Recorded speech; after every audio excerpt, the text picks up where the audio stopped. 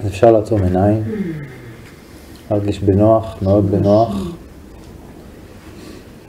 לתת לעצמנו מנוחה עמוקה, להרפות את הגוף. אפשר לסרוק את הגוף ככה לאט לאט מלמטה עד למעלה ולבדוק אם יש חלקים שעוד אפשר להרפות קצת יותר. לפעמים זה מאוד עדין, לפעמים זה אפילו לשחרר את האור באיזשהו מקום, או איזשהו קיבוץ קטן בפנים או בכתפיים. אפשר למצוא בגוף מקום שהוא מרגיש נעים. לפעמים יש תחושה נעימה בפנים, או בכפות הידיים, או בכפות הרגליים, או בבטן איכשהו, או בגרון. אפשר למצוא איזה מקום שבו נעים, או לפחות לא כואב, מה שנקרא ניטרלי, תחושה ניטרלית. ולהפוך את התחושה הזאת לאובייקט שלנו, לתרגול הזה, במקום הנשימה. אם הנשימה נחווית לנו כנעימה או ניטרלית, אז אפשר להיות עם הנשימה.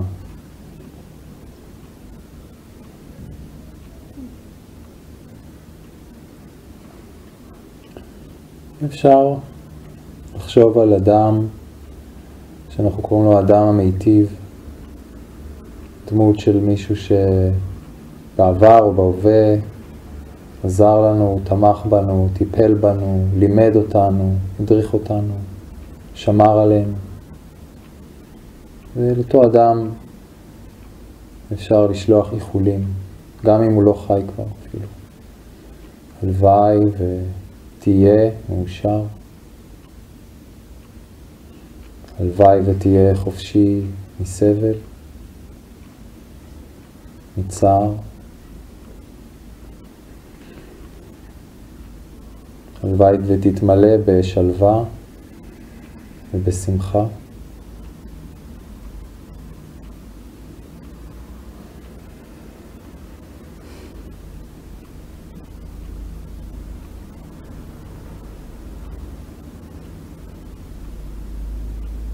אני אגיד את זה לאט לאט, בלי לצפות לשום הרגשה מיוחדת. פשוט לתרגל את המשפטים האלה.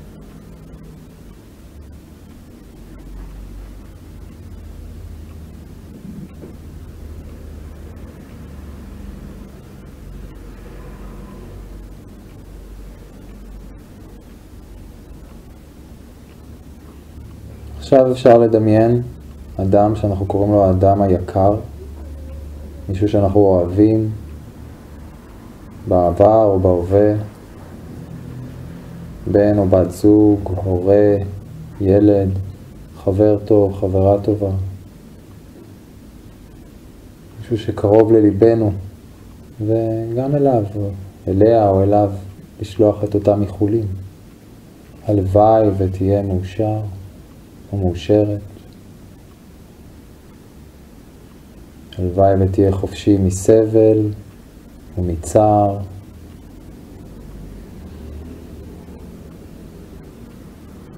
הלוואי ותתמלא בשלווה ובשמחה.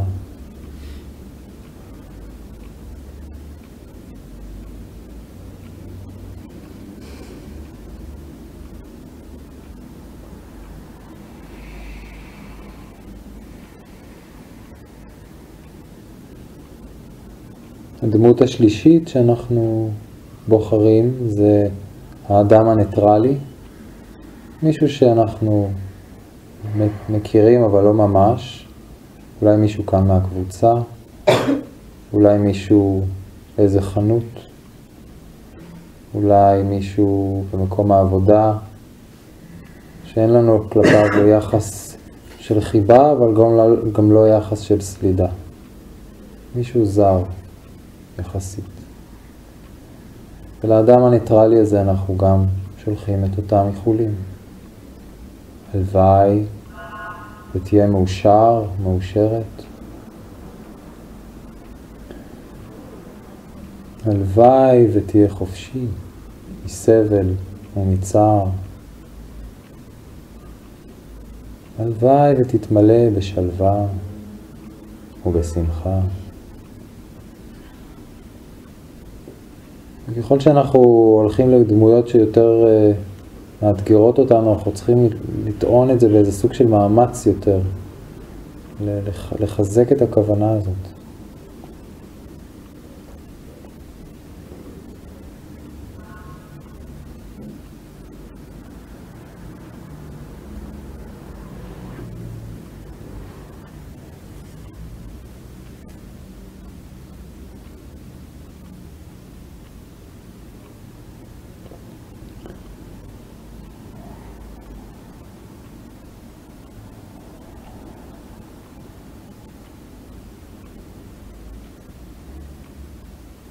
הדמות החמישית,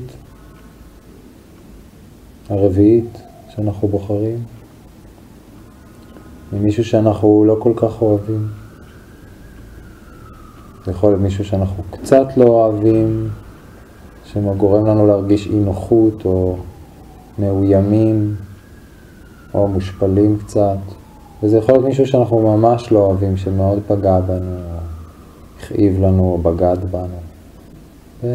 וכל אחד ואחת מוזמנים לבחור מי הדמות שהיא הכי מתאימה בקטגוריה הזאת. מתוך ההבנה שיש בינינו מכנה משותף, בינינו לבין הדמות הזאת, והוא שגם הדמות הזאת וגם אנחנו רוצים אושר ולא רוצים סבל. אז מתוך הבנת המחבר בינינו, למרות הקונפליקט והכאב, אפשר גם לומר לאותה דמות, הלוואי ותהיה מאושר, מאושרת. הלוואי ותתמלא בשלווה, בשמחה. הלוואי ותהיה חופשי מסבל ומצער.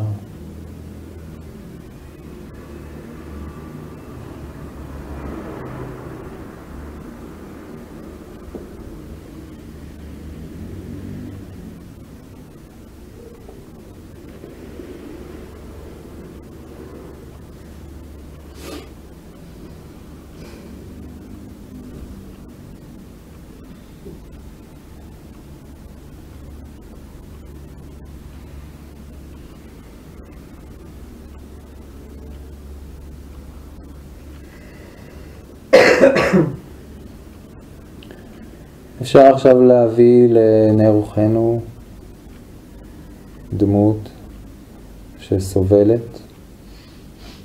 יכול להיות מישהו שאנחנו מכירים או מישהו שאנחנו לא מכירים, אפילו מחדשות או משהו כזה, אבל דמות שאנחנו, יכול להיות אדם או בעל חיים שאנחנו יודעים שהוא סובל, פיזית, ממחלה או מכאב, או פסיכולוגית, נמצא בסכנה או בקושי רגשי כלשהו. ואנחנו מנסים לחשוב על אותו אדם בחמלה, להיפתח לפגוש ולהיפתח אל הסבל של אותו אדם, אותו יצור. ולברך אותו גם, הלוואי שתהיה ותהיה מאושר. הלוואי ותהיה חופשי מסבל, מצער.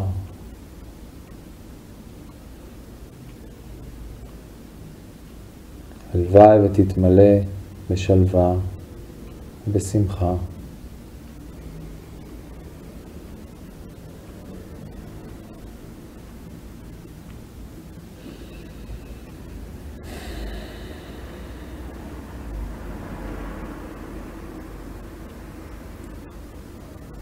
אפשר לחשוב על עצמנו.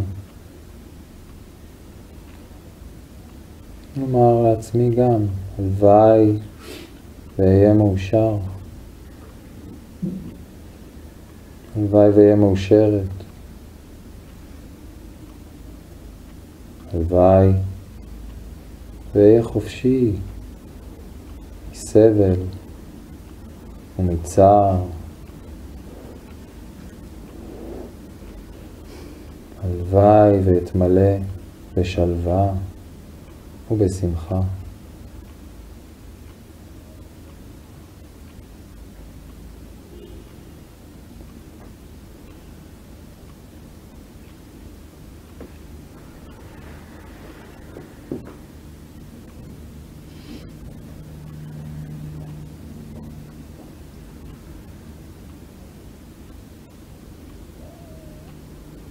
הלוואי וכולנו, אני,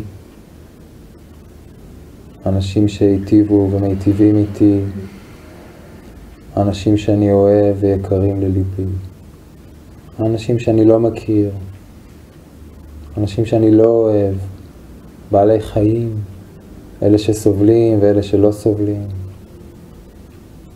אלה שחיים ואלה שעדיין לא נולדו ואלה שכבר לא חיים, הרחוקים והקרובים, הקטנים והגדולים, אלה שאני רואה ואלה שאני לא רואה. הלוואי וכולנו נהיה מאושרים. הלוואי וכולנו נהיה חופשיים מסבל, מצער,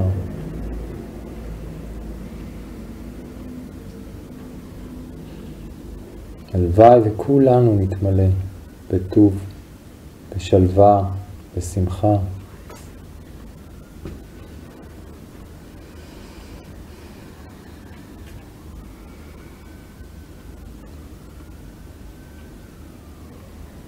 אפשר לדמיין איך מסביבנו יש איזה כדור של אור, איזשהו צבע יפה, הוא הולך וגדל לכל הכיוונים, קדימה, אחורה, למעלה, למטה, הצדדים, הולך וגדל ועוטף את כל העולם, את כל היקום, בעטיפה של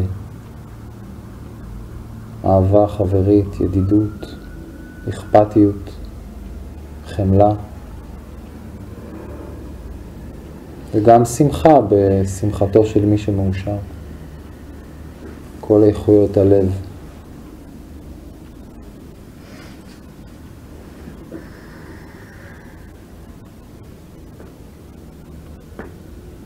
ממש אנחנו מדמיינים את הכדור היפה הזה הולך ומתפשט, הולך וגדל.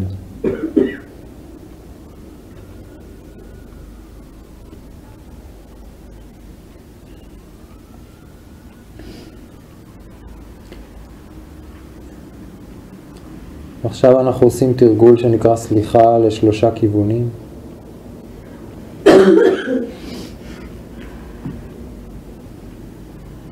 אני חושב על אלה שפגעתי בהם, אם פגעתי במישהו, אם הכאבתי למישהו, בכוונה או שלא בכוונה, במחשבות, במילים או במעשים. הלוואי והוא או היא ילמדו לסלוח לי.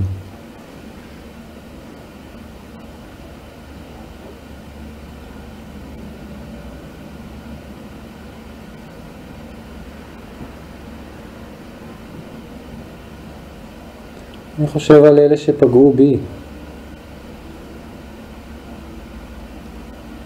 אני אומר, אם מישהו פגע בי או הכאיב לי, בכוונה או שלא בכוונה, במחשבות, במילים או במעשים, הלוואי ואני אלמד לסלוח להם.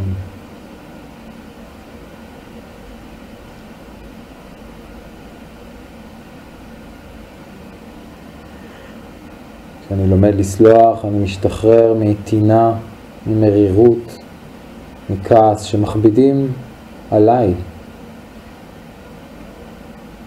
הסליחה היא קודם כל לטובתי.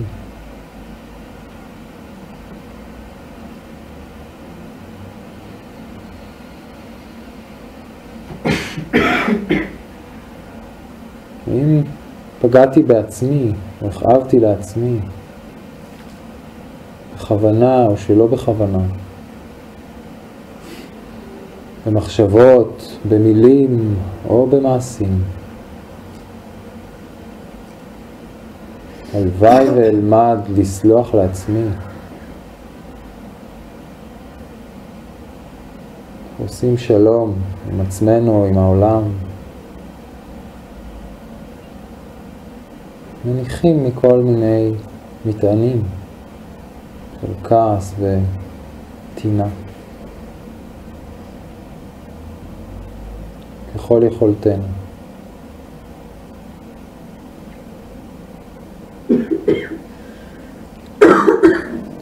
ולסיום אפשר לומר משהו שהוא הקדשה של התרגול, משהו שמזכיר לנו שאנחנו לא כאן בשביל עצמנו ומתרגלים רק למען העושר הפרטי שלנו, האישי שלנו, אלא שאנחנו חלק מההוויה השלובה של הקיום האנושי ובכלל הקיום, ושהתרגול שלנו משפיע. אז אנחנו יכולים לומר, הלוואי ובזכות המאמץ שאני משקיע בתרגול, בזכות הפירות של התרגול, גם אחרים יהיו מאושרים יותר, גם אחרים יקבלו תועלת, גם אחרים יגיעו להתעוררות.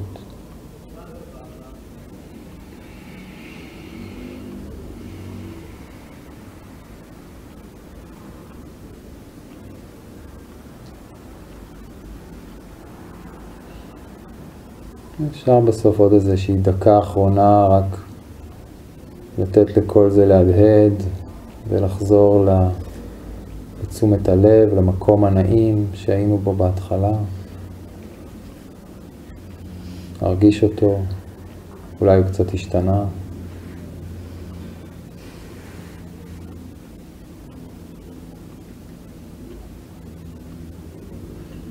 פשוט לנוח.